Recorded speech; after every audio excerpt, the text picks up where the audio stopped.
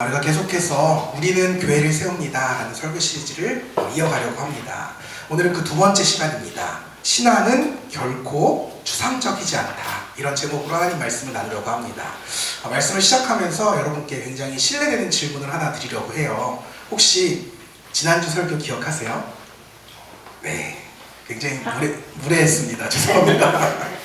우리가 지난주에 우리는 교회를 세웁니다 라고 하는 설교 시리즈를 시작하면서 2000년 전에 세워졌던 데살로니가 교회 공동체, 그리고 오늘날 우리들의 교회 공동체를 이렇게 비교해 보았습니다.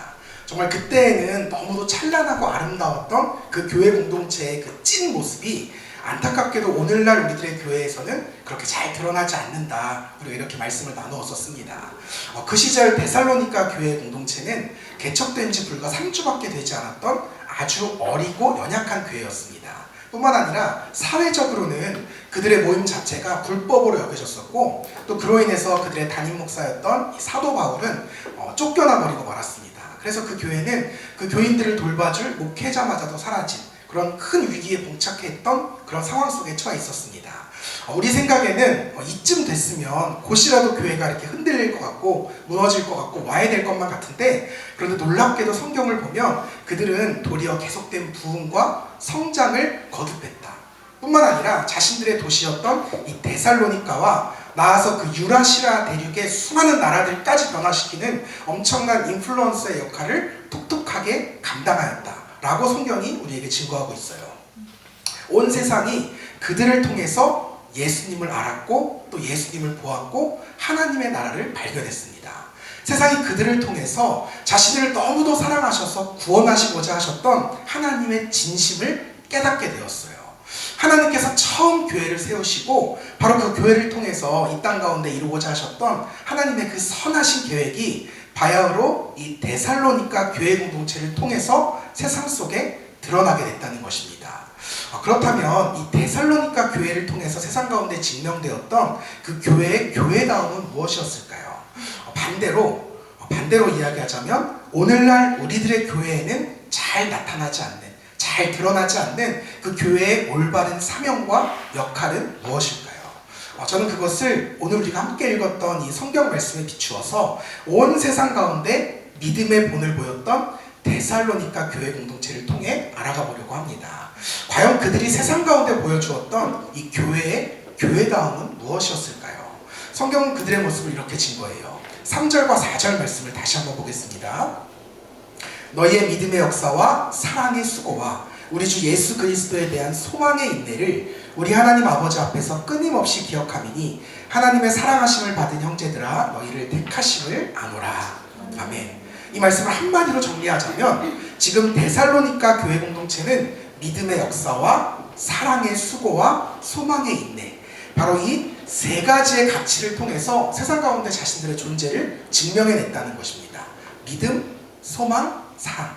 아마도 우리 기독교의 신앙을 가장 잘 표현해주는 핵심적인 개념이라고 생각을 합니다. 그런데 문제는 우리가 이 믿음, 소망, 사랑 이것을 생각하면서 굉장히 추상적이고 철학적인 개념이라고 우리가 그렇게 생각하는 경향이 있다는 거예요.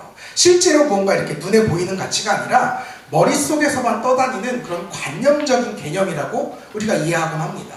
그러나 성경을 보면 그렇지 않아요. 성경이요, 이 믿음, 소망, 사랑을 철저하게 실제적이고 구체적인 개념으로 우리에게 증거하고 있어요. 바로 우리 기독교의 신앙은 철저하게 우리 눈에 보이는 살아있는 가치라는 것입니다. 어떻게 그것이 드러나느냐? 바로 신앙생활을 하는 신앙인들을 통해서, 성도들을 통해서, 그 교회 공동체를 통해서 신앙이란 무엇인지를 우리의 두 눈으로 직접 볼 수 있다는 것입니다.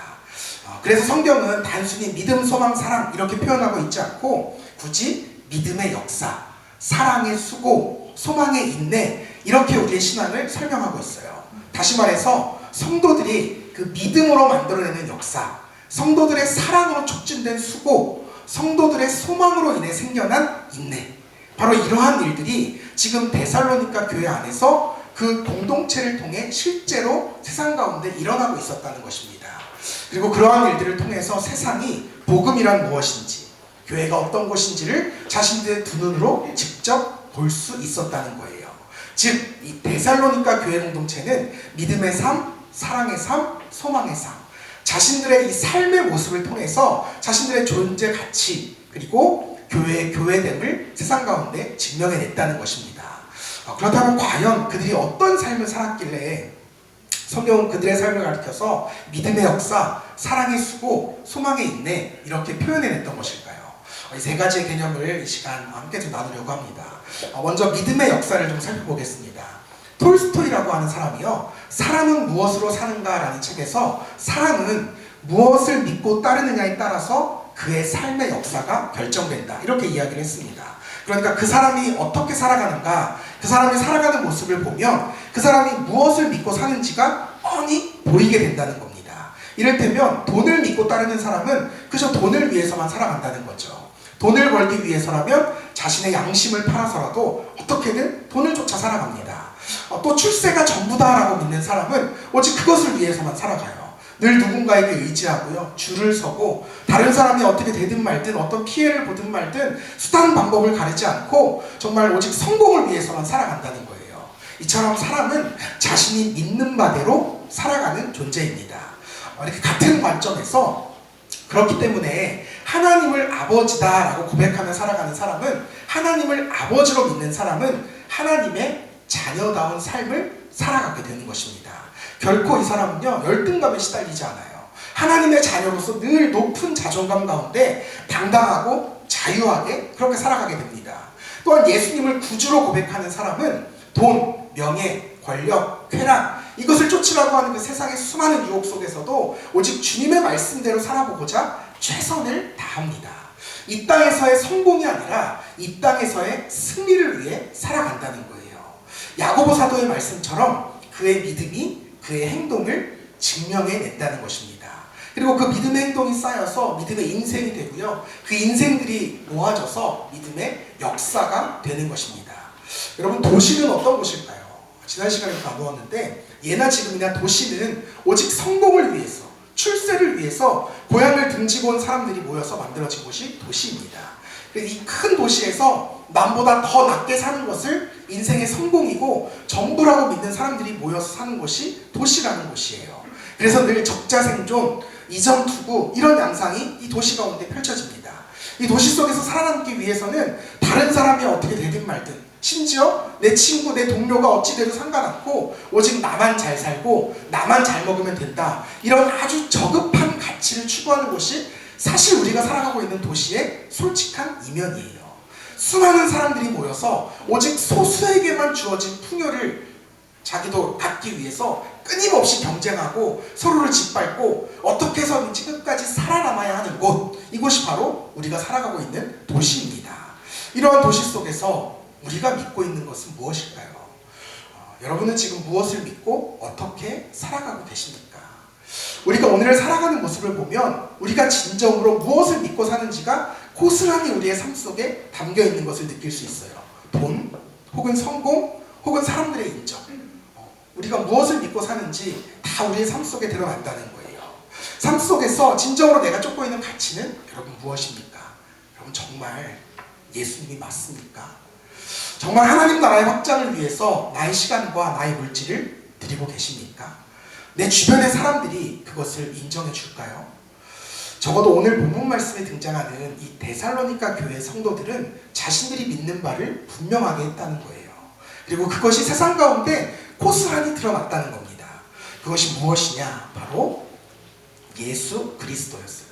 설령 자신들의 삶의 모습이 이 세상의 질서 그리고 이 세상의 상식과는 어긋나는 삶이라 할지라도, 그래서 세상 속에서 때로는 조롱받고 박해를 당한다 할지라도요, 그들은 끝까지 예수 그리스도를 믿었다는 거예요. 또 끝까지 이 땅에 임한 하나님의 나라를 믿었다는 것입니다. 그렇게 그들은 끝까지 믿는 자의 삶을 살았다는 거예요. 그들의 그러한 믿음은 그들의 일상 속에서 고스란히 드러났어요. 누가 보더라도요, 예수 그리스도를 믿고 따르는 사람들, 이렇게 보였기 때문에 세상은 그들을 향해서 그리스도인이라고 부르기 시작했습니다. 말로만 전해 듣던 예수라는 분이 저런 분이셨구나. 저 사람들을 보니까 예수라는 분이 저런 분이셨구나. 세상이 데살로니가 교회를 통해서 예수를 알고 예수를 배웠다는 것입니다. 그렇게 그들은 자신들의 삶으로 예수님을 전했어요. 자신들의 삶으로 교회를 세웠습니다. 이것이 바로 데살로니가 교회가 이 땅 가운데 보여주었던 믿음의 역사였다는 것입니다. 사랑하는 여러분, 우리들의 삶에도 이러한 믿음의 역사가 나타나야 하지 않겠습니까? 그저 우리끼리 모여서 입으로만 아멘, 아멘 나는 믿습니다 이것을 외치는 그런 삶이 아니라 정말 이제 누군가가 우리들의 삶을 바라보면서, 누군가가 나를 바라보면서 우리 삶에 나타나는 그 믿음의 역사를 바라보면서 이것이 진짜 예수 믿는 사람의 모습이구나, 이것이 진짜 신앙인의 삶이구나, 나도 저 믿음이 갖고 싶다, 나도 교회 공동체에 들어가고 싶다, 이런 마음, 우리가 그런 삶을 살아야 하지 않을까요? 이처럼 우리가 세상으로부터 우리의 믿음을 인정받는 그러한 삶을 살아갈 때, 그때 비로소 우리가 진정으로 예수님을 믿는 믿음으로 살고 있다, 우리가 이렇게 당당하게 이야기할 수 있을 것입니다. 데살로니가 교회가 우리에게 보여준 이 믿음의 역사, 참된 신앙인의 삶은 바로 이러한 삶의 모습인 것입니다. 바라기는 저와 여러분의 삶에도 이러한 분명한 믿음의 역사가 일어날 수 있기를 주님의 이름으로 축복합니다. 다음으로 사랑의 수고에 대해서 한번 나눠볼게요. 우리는 흔히 사랑이라고 하면 굉장히 몽글몽글하잖아요. 굉장히 막 기쁘고 설레고 좋은 것이라고만 생각을 하지만, 사실 정말 사랑을 해보면 그렇지 않다는 걸 우리가 대부분 아실 거예요. 진짜 사랑하면 괴롭습니다. 얼마나 괴로운지 몰라요. 진정한 사랑에는 반드시 수고가 따르기 때문에 그렇습니다. 이 수고의 원뜻이요, 역경, 고생, 이런 뜻을 가지고 있어요. 즉 우리가 진정한 사랑을 한다라고 하는 것은 마치 내가 내 인생의 역경을 만나서 막 고생을 해야 되는 것처럼 너무도 힘겹고 버거운 일이 바로 사랑이라는 거예요. 그렇다면 왜 성경은 교회 공동체의 존재 가치를 이러한 사랑의 수고에서 찾았던 것일까요? 다시 한번 도시로 들어가 보겠습니다. 여러분, 도시가 어떤 곳이라고 했죠? 혼자서라도 살아남아야 하는 곳입니다. 특히 고대 도시에는요, 막 다닥다닥 붙어서 살았고요. 그래서 전염병이라도 한번 돌면 그 지역에 있는 모든 사람들이 한 번에 싹 죽었습니다. 지금의 이 코로나라는 레벨이 달라요. 치료조차 불가능했고, 정말 이제 하루에 막 수백 명, 수천 명의 사람들이 막 죽어나갔습니다. 그래서 한 번 전염병이 돌기 시작하면 모두가 도망가기에 바빴어요. 근데 이때 놀라운 사람들이 등장한 거예요. 누구이냐? 바로 그리스도인들이었다는 거예요. 이 로드니 스타크라는 사람이 기독교의 발흥이라는 책에 이런 글을 썼어요. 초대교회가 도시에서 엄청난 영향력과 파급력을 지닌 이유 중에 하나가, 전염병이 돌 때마다 자신의 생명을 신경 쓰지 않고 병든 사람을 치료하고 돌보기 시작하면서부터, 이때부터 그리스도인이 진가를 발휘하기 시작했다라고 기록하고 있어요. 그러니까 모두가 전염병에 걸린 사람들을 다 이렇게 버리고 도망갔다는 거죠. 심지어 가족들마저도 버리고 도망을 갔는데, 그런 그들을 그리스도인들이 끝까지 남아서 돌보아 주었다는 거예요. 치료해 주었다는 겁니다. 그렇게 병에서 살아난 사람들이요, 막 감격하면서 나도 예수 믿는 삶을 살아야겠다, 예수를 믿기 시작했고, 또 그것을 멀리서 이렇게 지켜보던 사람들이 감동을 받고 나도 교회 공동체가 되어 살아야겠다, 이렇게 교회를 찾아오게 되었다는 것입니다. 여러분, 이것이 바로 사랑의 수고입니다. 저는 이 글을 보면서 참 많은 반성과 회개를 했어요. 오늘 우리도 코로나라고 하는 똑같은 전염병을 만났습니다. 그런데 그때 나는 과연 성도로서 어떤 삶을 살았는가? 과연 우리는 교회로서 어떠한 모습을 세상 가운데 보여주었는가? 분명 똑같은 상황, 동일한 아픔을 겪고 있는데, 초대교회는 그 일을 계기로 해서 세상 속에서 더욱 칭송받고 부흥하는 역사를 이루었는데, 도리어 오늘날의 교회는 어쩌다 이렇게까지 비참한 신세가 되었는가? 저는 오늘 말씀을 통해서 우리와 초대교회와의 그런 절실한 차이점을 깨닫게 되었어요. 그것이 무엇이냐? 바로 사랑의 수고. 사랑의 수고. 그들에게 있었던 사랑의 수고가 우리에게는 없는 거예요. 우리도 그들과 동일하게 사랑을 외쳐요. 사랑합니다, 사랑합니다, 사랑을 외쳐요. 그러나 안타깝게도 우리의 사랑에는 이 수고가 부재했다는 겁니다. 오늘날 우리가 살아가는 이 도시에도요, 우리의 사랑이 필요한 사람이 얼마나 많은지 몰라요. 과연 누가 그들을 사랑해 줄 수 있을까요? 하나님의 사랑을 받은 사람들이 사랑의 수고를 다해서 그들을 진심으로 품어줄 때, 세상은 비로소 우리의 그러한 사랑의 수고를 통해서 예수님을 알게 되고 교회 공동체를 찾아오게 된다는 것입니다. 여러분, 우리끼리 이렇게 밤낮 모여서 예배드리고 즐겁게 교제하면서 세상은 어떻게 돌아가는지도 모른다, 우는 사람들의 눈물을 닦아줄 생각조차 하지 않는다, 그렇다면 그곳은 더 이상 교회라고 할 수 없을 것입니다. 교회는 언제나 세상을 품고 세상과 함께 울며 그들을 섬겨야 합니다. 사랑하시되 죽기까지 사랑하셨던 예수님처럼 우리의 이웃들을 위해서 죽기까지 섬기며 사랑하는 것이 그들을 끝까지 사랑하겠다고 마음먹은 그리스도인의 사명이라는 것입니다. 적어도 2000년 전에 데살로니가 교회는 그러한 사랑의 수고를 했다는 겁니다. 먼저 자기 공동체 안에 있는 사람들을 그들은 정말 여실하게 돌보았고요. 그러다가 사회적인 위기가 닥쳤을 때는 공동체 밖의 사람들까지 챙겼다는 거예요.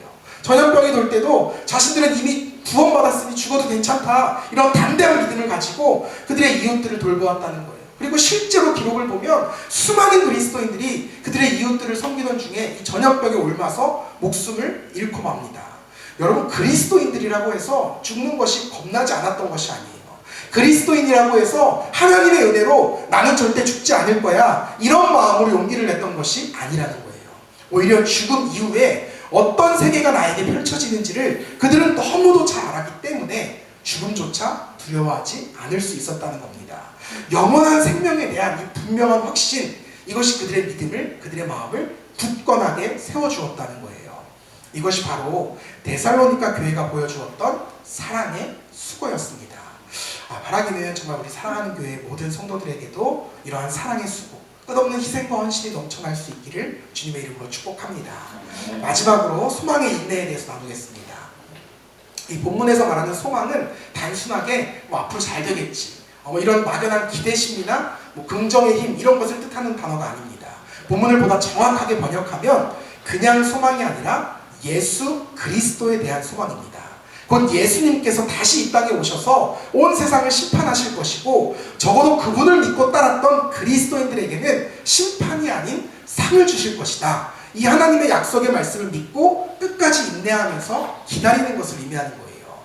그래서 히브리 기자는 하나님께 나아가는 자는 반드시 그가 계신 것과 또한 그가 자기를 찾는 자들에게 상 주시는 이심을 믿어야 할지니라 라고 우리에게 간증했습니다. 우리는 바로 이 말씀을 믿는 거예요.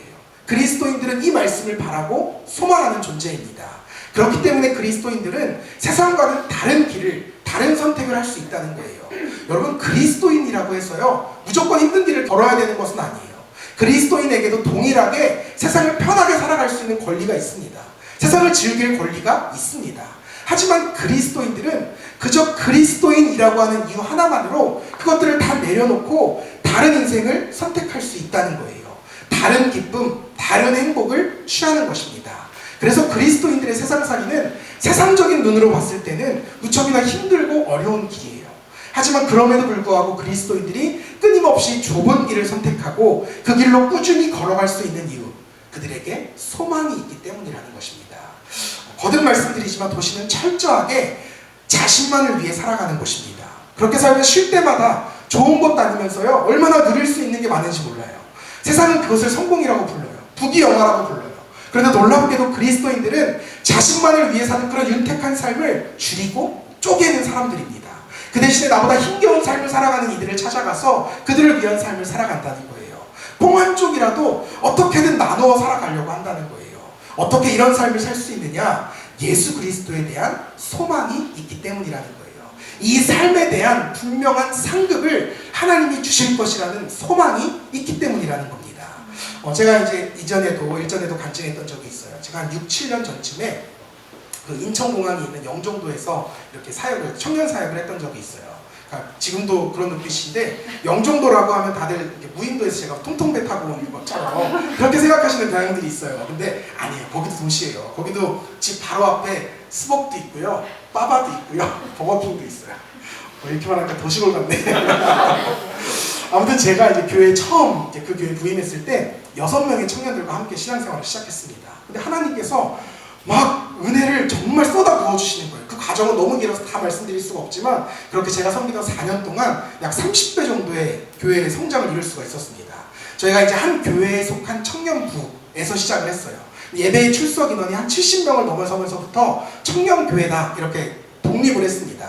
그 전까지는 행정이나 재정 모든 것들을 다 본교회의 지원을 받아서 그렇게 운영을 했었는데, 이제는 그 모든 것들을 다 청년들이 주체적으로 기도하고 결정하는 시스템으로 완전히 전환을 한 거예요. 방향을 바꾼 거예요.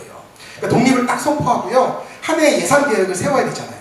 그러니까 작년 결산을 살펴보니까 1년에 한 2천만 원 정도를 지출을 했더라고요. 그래서 그 다음에 목표를 3천만 원으로 잡았어요. 그러니까 한 달에 약 300만 원 정도의 헌금만 이게 모이면 해볼만 하겠다 이렇게 생각을 했던 거죠. 그렇게 2020년에 1월 첫 주 스타트를 딱 했습니다.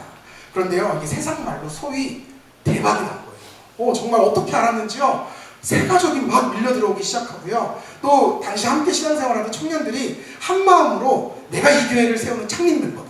내가 섬기지 않으면, 정말 내가 전도하지 않고 내가 헌금하지 않으면 이 교회는 진짜 망한다. 이게 무너진다. 이런 마음으로 정말 열심히 전도하고 교회 섬기고 정성껏 헌금하고 이렇게 막 열심으로 신앙생활을 하기 시작했어요. 그렇게 1월, 2월 딱 2달이 지났습니다. 근데 이미 이 2달 동안에 예배 인원이 100명을 돌파했어요. 그리고 헌금액이요, 이미 2달 만에 1,000만 원을 딱 돌파를 한 거예요. 제가 그때 무슨 생각을 했느냐? 됐다. 됐구나. 정말 자신이 생기는 거예요. 됐구나. 이제 우리 교회 됐다. 이런 생각이 생겼는데 그때 딱 누가 찾아오느냐? 갑자기 생각지도 못했던 손님이 찾아온 거예요. 그 이름하여 코로나. 코로나가 딱 찾아온 거예요. 독립을 선언한 지 2달 만에 교회가 문을 닫았어요. 아무도 교회에 오지 못하게 되었어요. 그리고 그 기간이요, 한 2, 3주 버티면 될 줄 알았는데, 한두 달 버티면 될 줄 알았는데 너무 길어지는 거예요. 정말 참담하죠. 이걸 진짜 우리 어떻게 해야 되나. 그래서 매일 새벽에 온라인을 통해서 이제 청년들이 함께 모여서 기도회를 하기 시작했어요. 주님, 우리가 가야 될 길을 알려주옵소서. 선하신 길로 인도하옵소서. 근데 그때요, 우리 교회만 힘든 줄 알았는데 주변에 너무나 안타까운 이야기가 들려오는 거예요.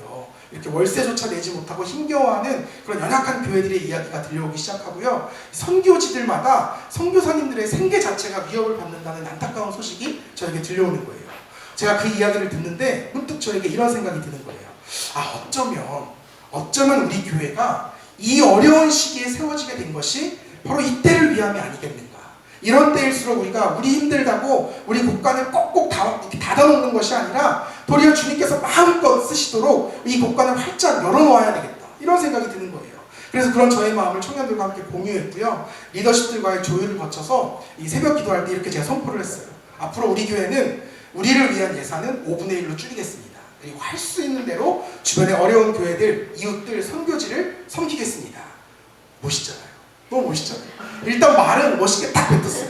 근데요, 그날 밤에 그 당시에 이제 저희 교회 그 재정 팀장을 하고 있던 친구가요, 저를 찾아와서 넌지시 얘기하는 거예요. 목사님, 다 좋아요. 다 좋은데 그렇게 하면 우리 진짜 망해요. 이 친구가 굉장히 냉철한 친구거든요. 농담 같은 걸 잘 안 하는 친구예요. 근데 이 친구가 찾아와서 망한다 그러니까 진짜 망할 것 같더라고요. 그래서 그때부터 제 마음이 막 요동치기 시작하는 거예요. 네, 취소할까? 네, 잠깐 잠결에 정신 나갔었다고 내가 고백할까? 이런 마음을 가지고 그 다음날 새벽 기도 시간에 정말 솔직하게 제 마음을 있는 그대로 표현을 했어요. 여러분, 이제 우리가 본격적으로 선교를 시작해보려고 하는데 저 솔직히 두렵습니다. 어제 우리 재정팀에서 저한테 이야기를 했는데 우리가 계획한 대로 재정 사용하면 우리 교회 망한답니다. 그래서 여러분들, 지금이라도 우리가 물을 수 있으면 물고, 아니면 정말 이렇게 선교할 거면 교회 망할 각오하고 시작합시다. 그랬더니 어떤 청년 한 명이 댓글을 이렇게 다는 거예요. 주님, 제 인생에 교회 세우다 망해보는 경험까지 허락하시니 감사합니다. 세상 사람들은 돈 때문에, 욕심 때문에 망하는데 저희들은 선교하다가 망하다니 정말 영광입니다. 제가 제일 먼저 장렬하게 순교하겠습니다. 이렇게 남긴 거예요. 제가 무슨 소리야, 그래서 진짜 망한다는 소리야, 이렇게 생각을 하고 있는데 그 밑으로요, 아멘. 청년들이 막 이렇게 아멘을 올리는 거예요. 이것들이 목사 말이 한 번도 아멘을 안 하더니 그런 말에는 막 아멘 릴레이가 터져 나오는 거예요. 근데 제가 그 아멘을 보면서 정말 막 온몸에 전율이 돋는 거예요. 그래서 그날부터 저희 교회 슬로건이 바뀌었어요. 베풀다 망하는 교회 되게 하옵소서. 이게 저희 교회 슬로건이 되었습니다. 그렇게요, 1년이라는 시간이 흘렀어요. 저희가 어떻게 됐을까요? 이 교회가 망했을까요? 만약에 정말 베풀다 망했다 하면 제가 이 이야기를 굳이 할 필요가 없었겠죠. 1년을 지나고 이제 한 해 그 결산을 저희가 하는데요, 진짜 너무 깜짝 놀라서 저뿐만 아니라 이 청년들이 전 성도가 펑펑 우는 일이 있었어요. 놀랍게도 저희가 그 1년 동안 약 1억 원 정도를 결산을 했거든요. 실제로 그 한 해 동안 1억 원 결산이 놀라운 게 아니라 그 한 해 동안 저희 재정의 약 80% 정도를 정말 선교 헌금으로 사용했더라고요. 그리고 쉬지 않고 선교지를 저희가 확장했어요. 총 1년간 5곳의 선교지를 저희가 선정해서 매달 선교 헌금을 보냈고요. 주변에 어려운 교회들, 이웃들을 위해서 월세를 지원하고 교회 안 나오는 사람도 상관없었어요. 힘들다고 하면 신청을 받아서 생활비를 제공하는 일을 저희가 했습니다. 또 코로나와 천재지변 때문에 어려움을 겪는 그런 수많은 교회와 지역들에게 선교 헌금을 보냈고, 보령 지역에는 무너지는 교회를 다시 세웠고요. 영주 지역에는 마스크 공장이 설립되도록 저희가 지원을 했습니다. 그리고 수해를 입은 원산도에는 다시 전기가 돌아올 수 있도록 섬겼어요. 나아가서 아프리카 우간다에 교회를 세웠고 탄자니아에 학교를 세웠습니다. 그곳에 현지 목사님들과 현지 선교사님들 가정에 식료품을 계속해서 공급하고 전달하는 일도 감당을 했습니다. 다시 말씀드리지만 저희가 풍족했기 때문에 그런 일들을 감당할 수 있었던 것이 아니에요. 저희는 이제 막 세워진, 이제 막 1년밖에 되지 않은 아주 작은 교회에 불과했고, 이러다 망할지도 모른다라는 두려움 속에서 그 모든 일들을 행했습니다. 하지만 전 성도가 망할 때까지 베풀어보자, 이런 한마음으로 일념하에 합심해서 헌신했던 것뿐이었어요. 그런데 너무 놀라운 게 그 작은 곳간, 너무도 작은 곳간이었음에도 불구하고 하나님은 그 곳간의 바닥을 저희에게 단 한 번도 보이셨던 적이 없어요. 도리어 하나님은 저희에게 정말 더할 나위 없는 풍성함을 경험하게 하셨어요. 세상 말로 요즘 시대에 돈 걱정 없이 선교할 수 있도록 하나님이 저희에게 힘을, 에너지를 불어넣어 주셨어요. 그리고 또 한 가지 놀라운 간증, 코로나 시대에 전혀 기대하지도 않았는데 막 새가족들이 물밀듯이 밀려오기 시작하는 거예요. 여러분, 영종도에 있는 그 작은 교회가 무슨 유명한 교회가 아니잖아요. 저도 뭐 그런 유명한 사람이 아니잖아요. 유튜브에요, 여러분 지금도 차원석이라고 검색하면 차원석 토마스 신부님이 나와요. 요즘에는 조금 나와요. 솔직히 요즘에는 좀 내리다 보면은 제 얼굴 푹 나올 때가 있는데, 그때는 그런 상황도 아니잖아요. 전혀 아니었어요. 근데 어떻게 알았는지 저희가 행하는 이 선교 사역에 동참하기 위해서 주변 각지에서 청년들이 막 몰려오는 거예요. 서울에서, 수원에서, 심지어 동해에서 3시간씩 차를 타고 오는 친구들도 있었어요. 어떤 청년은 주말마다 양양으로 서핑을 하거든요. 근데 이 친구가 주일마다 그 서핑 멤버들을 전도해서 데려오는 거예요. 청년들이요, 정말 교회에 대한 긍지가 생기니까 시간 장소를 가리지 않고 자신 있게 전도를 해오더라고요. 제가 그때 그것을 경험을 했어요. 저희가 그렇게 할 수 있었던 이유, 다른 것이 없었습니다. 저희 안에 소망이 있었기 때문이에요. 이 땅에 임한 하나님의 나라, 이곳에서 하나님의 백성 되어 살아가다가 주님 다시 오시는 그날에 정말 주님 앞에 당당히 서고 싶다, 이 마음 하나 때문에, 부족하지만 그분 따라 살고 싶다, 이 마음 하나로 오늘도 발버둥을 치며 살아가는 것입니다. 그 소망을 이루기 위해서 오늘을 인내했던 거예요. 저는 정말 간절히 소망합니다. 우리 사랑하는 교회 안에도 이러한 소망의 인내가 넘쳐날 수 있기를 주님의 이름으로 축복합니다. 그때 경험했던 그 부흥의 역사, 저는 이곳에서 다시금 경험하게 될 줄 믿습니다. 아니, 보다 더욱 놀라운 기적의 역사를 반드시 우리 모두가 맛보게 될 줄 믿습니다. 이 교회를 함께 세워가는 여러분 한 사람 한 사람도 믿음으로 함께 기도해 주시면 너무 좋을 것 같아요. 그렇게 끝까지 이 소망의 자리를 함께 지켜주시기를 간곡하게 부탁드립니다. 이제 말씀을 맺으려고 합니다. 말씀을 맺으면서 이 데살로니가 교회 이야기를 이제 우리의 이야기로 가져와 보도록 하겠습니다. 우리가 사는 도시가 어떤 도시라고 했죠? 어떻게 보면 굉장히 멋지고요, 살만한 공간이에요. 하지만 잘 들여다보면 곳곳마다 눈물과 한탄이 배어있는 곳이 우리가 살아가고 있는 도시의 터전입니다. 정말 성공한 사람보다는 실패한 사람이 더 많은 곳이에요. 생존을 위해서 늘 도전하지만 죽지 못해 사는 사람들이 더 많은 곳이 바로 이곳입니다. 실제로 절망 때문에 스스로의 목숨을 끊는 그런 사람들이 가장 많은 곳, 세계에서 가장 많은 곳이 이 대한민국이라고 하는 도시입니다. 그런데 놀랍게도 이러한 도시의 형편 가운데에도 하나님은 오늘도 교회를 세워가십니다. 오늘도 우리 사랑하는 교회를 이 땅에 세우고자 결단하셨어요. 우리는 그러한 도시 가운데 탄생한 예수 공동체입니다. 물론 우리가 예수 공동체라고 해서 완전한 공동체라고 하는 뜻이 아닙니다. 완전한 것은 언제나 우리 주님이시고 그분을 따르는 우리는 여전히 부족합니다. 그러나 그럼에도 우리는 믿지 않을 수 없고요, 사랑하지 않을 수 없고 소망하지 않을 수 없습니다. 메시아이신 예수님께서 우리를 위해서, 나를 위해서 이 땅에 오셨고 그분이 살아나심으로 말미암아 이 땅 가운데 영원한 생명의 나라, 그 하나님의 나라가 임했다는 진리를 우리가 이미 알아버렸기 때문에 우리는 이러한 삶을 살아갈 수밖에 없는 것입니다. 사랑하는 성도 여러분, 하나님은 저와 여러분을 바로 그 진리를 따라 살아가는 교회 공동체로 부르셨습니다. 그리고 각자의 삶 속에 하나님의 나라를 세워가는 하나님 나라의 존귀하고 거룩한 백성으로 부르셨습니다. 이제 우리는 이 시대의 교회로서 교회의 온전한 역할과 사명을 감당해야 합니다. 데살로니가 교회 성도들이 그들이 그렇게 살았듯이 우리 역시 우리의 삶의 자리에서 믿음의 역사를 세워가고 사랑의 수고를 행하며 소망의 인내를 품고 살아가는 그런 진실한 교회 공동체가 되어야 할 줄로 믿습니다.